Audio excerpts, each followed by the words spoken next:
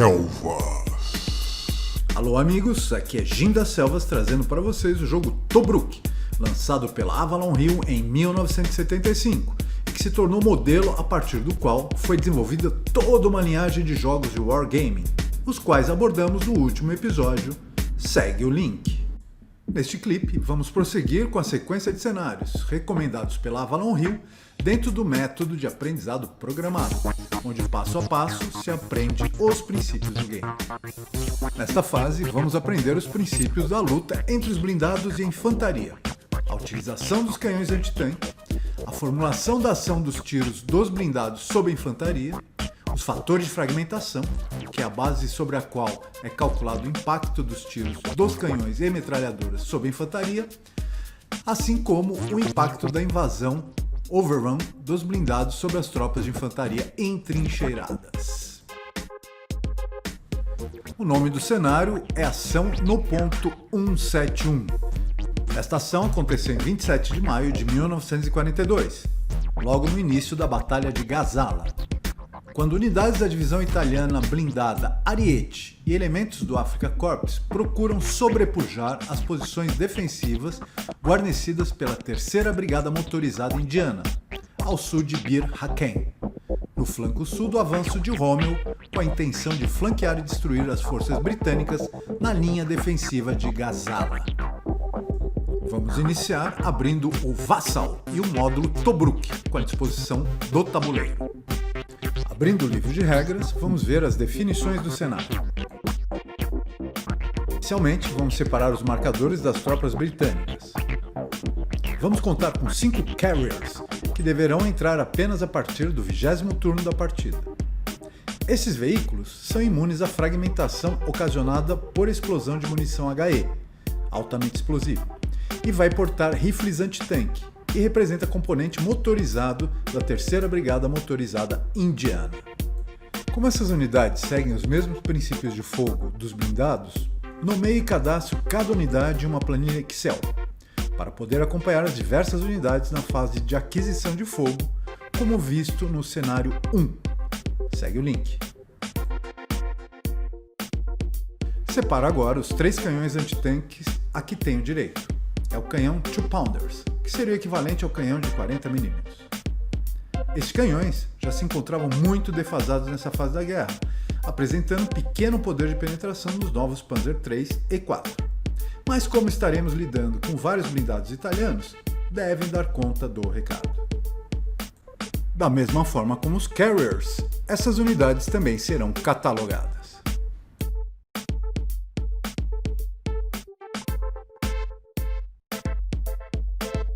Os canhões são unidades que necessitam de operadores para funcionar.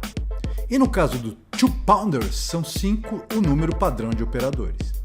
Mas o número mínimo para funcionamento são 2 operadores. Para catalogar os operadores, abrimos a lista de pessoal e verificamos que na coluna dos operadores existem 8 componentes. Como o número do 2-pounders é definido como 5, eliminamos 3 elementos de cada equipe. Vamos contar também com 2 unidades de rifle antitanque. Estas são armas operadas pela infantaria e devem ser operadas por essas unidades. É necessário um soldado para operar essas armas.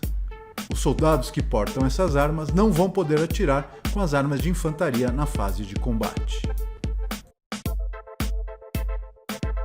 Vamos separar agora as unidades de trincheira para a proteção de nossas tropas, as quais temos direito a 8.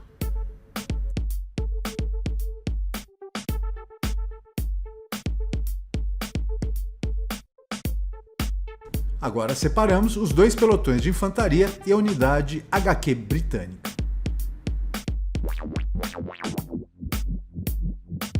Agora vamos às unidades italianas. Inicialmente, as unidades Carro Armato M1340, os famosos caixões blindados, dos quais temos direito a 17. Este tanque, apesar de portar um canhão longo de 47 mm, o que era adequado para a época, eram muito pouco confiáveis, com um abismal número de falhas mecânicas durante o uso. Complementando isto, as equipes italianas recebiam pouquíssimo treinamento antes de serem encaminhadas para o fronte. A virtual falta de rádios também contribuiu para o seu baixo desempenho.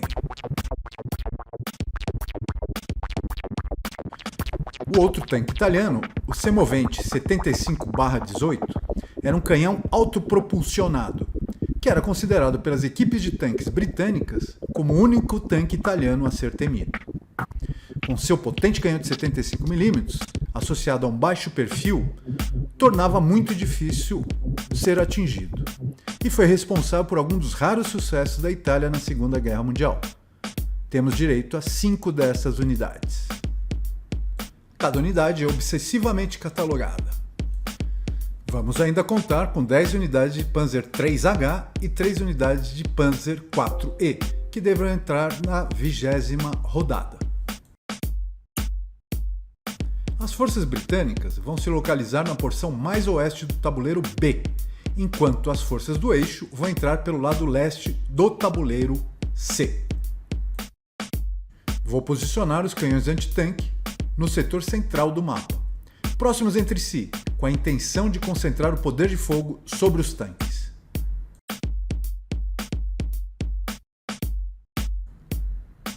Os rifles antitanque, pelo menor poder de fogo e alcance, vão ser posicionados mais à frente e protegidos sob as trincheiras.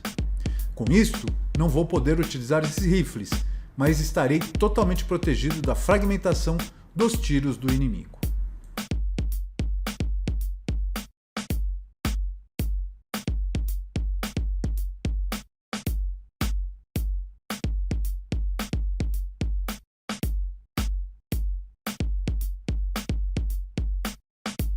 Minha estratégia para esse cenário é tentar avançar as forças italianas o mais rápido possível para entrar no campo de fogo efetivo dos seus canhões. Um dos pontos de vitória desse cenário, e que é relevante, é que para cada italiano não imobilizado ou destruído que ainda permaneça no campo de batalha após o 25º round, os britânicos vão receber 4 pontos para cada um, o que pretendo evitar. Durante o avanço dos tanques italianos, sempre mensuro a linha de fogo, que vai indicar se determinada unidade entrou ou não dentro do campo efetivo de tiro.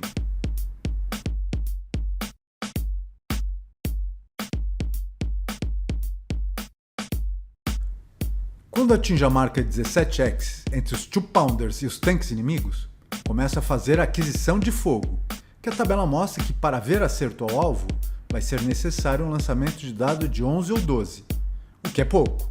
Mas, como os tanques italianos terão necessariamente que avançar, isso vai fazer com que aumente progressivamente a chance de acerto dos meus canhões. Além disso, na fase de aquisição, tenho direito a apenas 5 tentativas de acerto. Já na próxima rodada, esse número subirá para 11 tentativas, o que vai ser extremamente vantajoso. Já os tanques italianos, devido ao menor alcance de seu canhão, torna obrigatório o seu avanço progressivo até a boca dos canhões britânicos.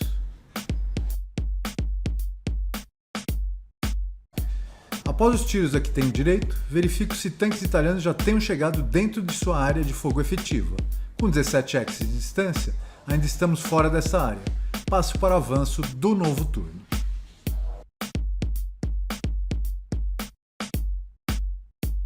Nesta nova fase, a intersecção entre a distância em axis e o 2-pounders mostrou que vou precisar do número 10 ou acima para atingir o tanque italiano previamente adquirido. Para ficar mais claro, é configurado o software de gravação para captar o movimento do cursor.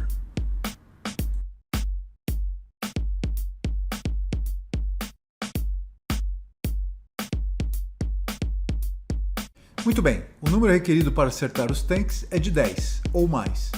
Nos 11 lançamentos de dados, consigo 2 lançamentos superior a 10.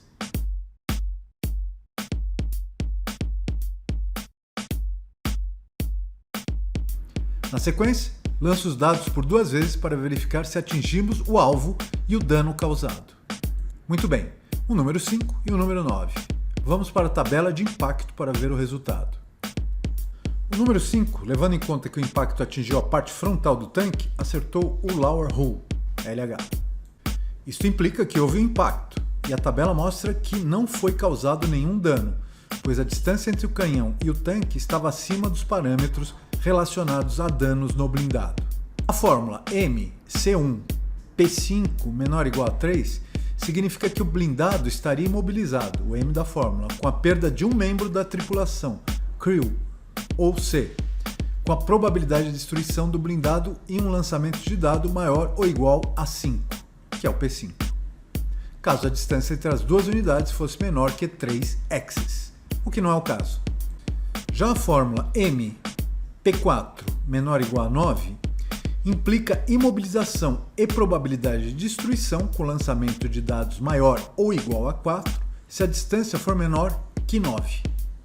Como a distância entre as unidades ainda é 15 axes, as condições não são satisfeitas e nada acontece. O lançamento de dado com o número 9 indica que não houve acerto. A unidade é marcada com F, indicando que já processou o tiro. Normalmente, seria a vez das unidades italianas disparar.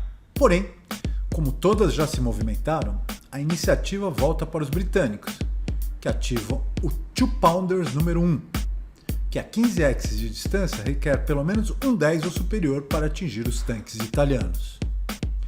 Como já havia sido feita a aquisição do alvo, podemos efetuar 11 lançamentos de dados, onde conseguimos 2 disparos com 11, ou seja, que atingiram o alvo. Para cada um desses lançamentos efetivos, rolamos os dados com os resultados 5 e 7.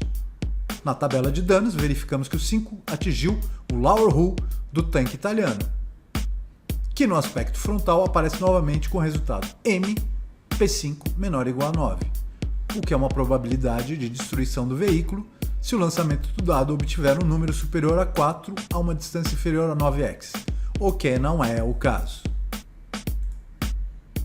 O segundo disparo, com o número de 7, atingiu o Upper Hull, o H, com o resultado de C2, P5 entre parênteses, menor ou igual a 16. Como estamos a 15 axes de distância, já significa que perdemos 2 membros da tripulação do tanque, que é o C2.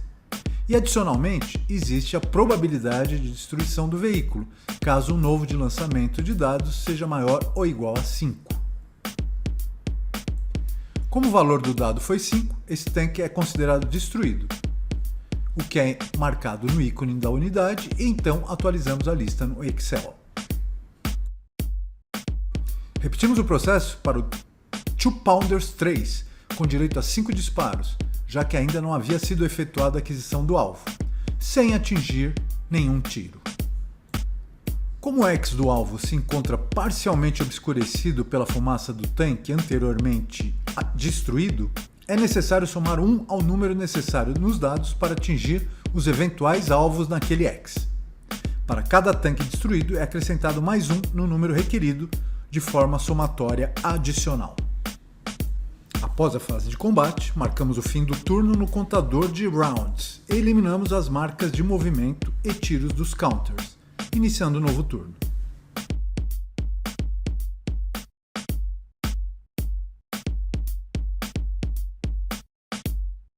Verificamos novamente a tabela para aferir a linha de tiro para verificar se estamos dentro dos limites de tiro efetivo para os blindados italianos.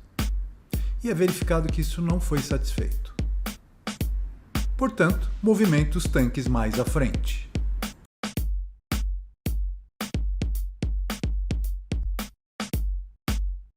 Uma vez efetuadas as movimentações, é iniciada a nova fase de combate, com o Two Pounder 1 disparando contra o tanque M1340-01 a 14 axes de distância, o que implica na necessidade de um número no lançamento de dados superior a 10. Dos 11 disparos efetuados, apenas um satisfaz as condições e atinge o blindado. Novo lançamento de dados resulta em um número 6, o que causa danos na tração deste tanque, ficando mesmo imobilizado, e ganha o ícone de imobilizado na unidade. Ele não vai mais poder se movimentar nesta batalha. Durante os disparos efetuados pelos 2 Pounders nessa fase, 2 tanques italianos são imobilizados.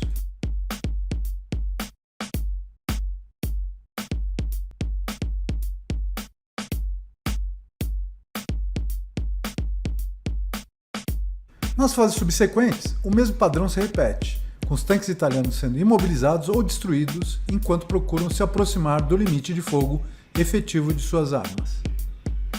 A novidade é que passamos a unidade de rifle antitanque da situação de full cover na trincheira para good cover, que vai permitir com que esta unidade efetue disparos contra os blindados que se aproximam, mas passam a ficar expostos à fragmentação ocasionada pelos disparos com munição HE dos tanques italianos. Quando efetuamos os disparos com os rifles antitanque, verificamos que elas são extremamente inefetivas, mesmo contra os tanques italianos.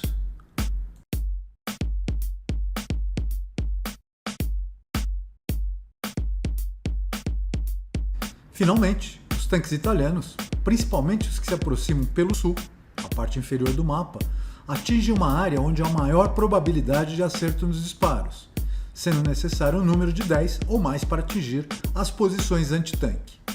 O importante nesse ponto é saber que um disparo direto com acerto destrói o canhão antitanque e elimina a sua tripulação da batalha. Os tiros dos blindados que porventura não atinjam o alvo causam um certo número de fatores de fragmentação que vão incidir sobre a equipe que opera estas armas, ou seja, os canhões antitanque. Essas tripulações ou operadores dos antitanques são consideradas sob good cover. Com a aproximação desses tanques, vamos poder ver a ação das armas antipessoais em funcionamento com maiores detalhes.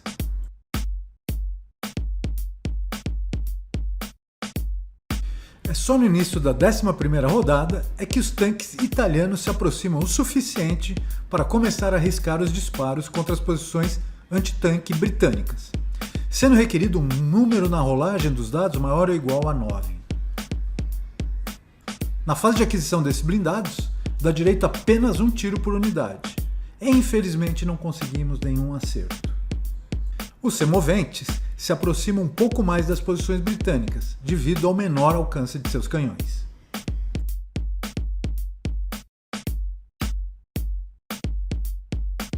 É só na 12ª rodada que é efetuado um disparo que atinge diretamente um dos canhões antitanques, com sua destruição. Neste ponto da batalha, já foram destruídos 5 tanques italianos e outros 6 jazem imobilizados no campo de batalha. Esses resultados se aproximam muito do que de fato aconteceu no norte da África, nas batalhas onde se opunham unidades britânicas e italianas. É só na 14ª rodada que é eliminada a última unidade de canhão antitanque, reduzindo o grande risco para os tanques italianos, que então podem avançar e tentar sair pelo oeste do tabuleiro. Neste momento, já foram destruídos 7 tanques italianos, com mais 8 imobilizados.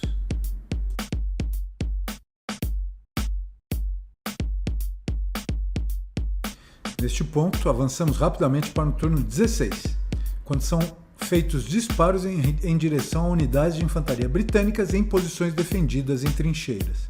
E vamos analisar em detalhes o mecanismo de danos ocasionados por esse tipo de combate. As tropas em trincheiras podem ocupar 2 posições: a full cover, onde não são afetadas por disparos de infantaria ou por fragmentação de disparos com munição HE. A outra posição é de good cover, onde sofre danos relacionados a este tipo de proteção. Que quando as trincheiras sofrem um tiro direto, ou seja, o número obtido no dado é igual ou maior que o mínimo necessário para acerto, as posições full cover e good cover são imediatamente reduzidas para stationary cover, com incidência de danos proporcionalmente maiores. Como podemos acompanhar no mapa, os blindados italianos se encontram a apenas 2 axes de distância, que equivaleriam em uma necessidade de um número de 3 ou superior nos dados para atingir o alvo. Aqui é importante notar que, como existem 3 unidades italianas destruídas no X dos blindados, e que, como foi visto anteriormente, isto obscurece a visão do alvo, acrescenta-se a necessidade de mais um ponto para cada tanque destruído. Portanto, após as correções, vai ser necessário um número de 6 nos dados para atingir o alvo britânico. Outro ponto importante é que o fator de fragmentação ocasionados por cada disparo do carro armato M1340 é de 6, e o do semovente é de 13, muito maior.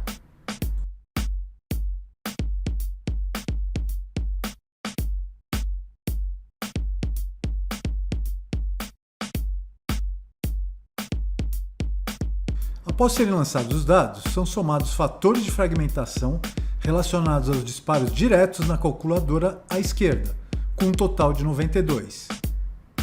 Somamos e computamos também os disparos efetuados e que não atingiram o alvo, calculadora da direita com 97 fatores de fragmentação. Em seguida, utilizando a tabela número de fatores de fragmentação aplicados ao alvo, vamos avaliar o que aconteceu. Vamos começar pelos disparos que atingiram o alvo e, portanto, vão reduzir o status de cobertura do alvo de Full ou Good Cover para Stationary. O dado é lançado então, que revela um número de 4, que na intersecção de 92 fatores de fragmentação resulta em um total de baixas de 7, que é imediatamente inserido na lista do pessoal, distribuído entre as unidades do X em questão.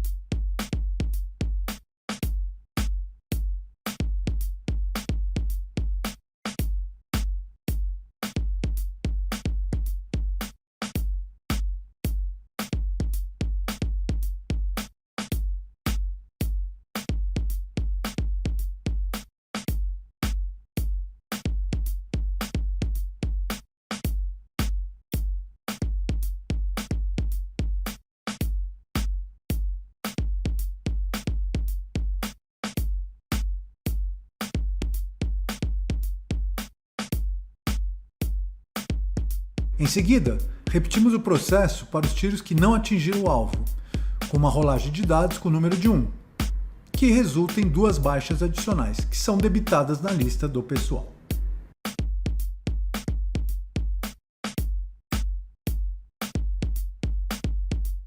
Uma vez terminados os disparos, vamos aferir o moral das tropas que sofreram baixas. Para isso, os dados serão lançados para cada unidade que sofreu baixas. Neste caso, olhando o número do moral das tropas, verifica-se que se o resultado dos dados for igual ou maior a 7, essas unidades terão seu moral quebrado e irão imediatamente para o cemitério. Ok, o número 11. Portanto, essa unidade tem seu moral quebrado e está fora da partida.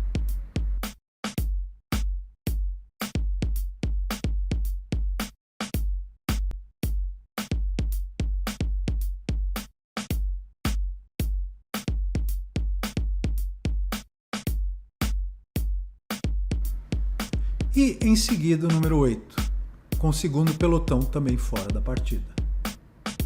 Bem, meus caros amigos, acredito que com isso tenhamos abordado os aspectos mais importantes no uso de canhão antitanque e de fogo antipessoal.